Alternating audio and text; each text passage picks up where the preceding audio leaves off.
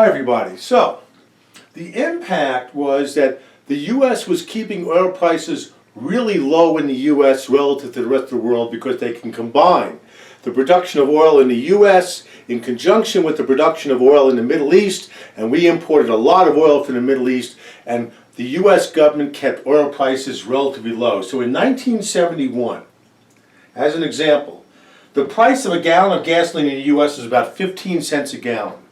At the same time, in Europe, the price was about 50 cents a gallon. So, it was much more expensive for European owners of automobiles to operate their car because the price of gasoline was 3 times what was in the U.S. So this really caused some distortions in the U.S. market because since oil prices and gasoline prices were so low, there was no need in the U.S. to produce fuel-efficient cars because gasoline was so cheap. So, but in Europe, it was relatively expensive to use cars, so the European automobile makers like Germany and England and Japan started producing fuel-efficient cars in the 70s and actually late 60s.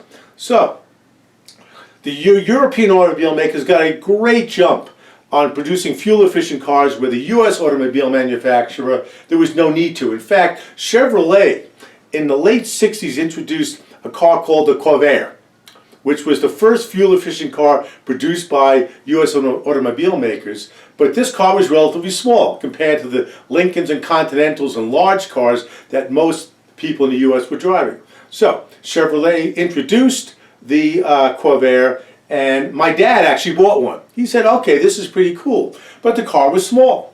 And the American consumer in the U.S. was not interested in driving a small car in the late 60s and early 70s because the price of gasoline was so low that no one cared about saving a couple of dollars on gasoline. So the Corvair entered the market and then quickly left it because no one wanted to buy it.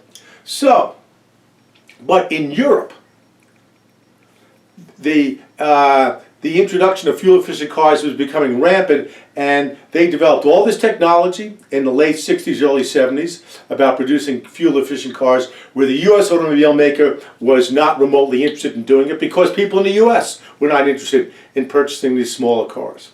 So, what happens is, in early 1972, the OPEC nations, which was the oil-producing economies in the Middle East, they got together and they said, you know, we're not interested in the U.S. determining our level of oil production. So we were politely asked to leave, and the Americans had a very small role in controlling the supply of gasoline or oil produced in the Middle East, and therefore started affecting prices. So what I'm going to do next is look at what the impact was in the American automobile market for when oil prices started to increase. But we'll stop here and I'll redo the board. Bye-bye.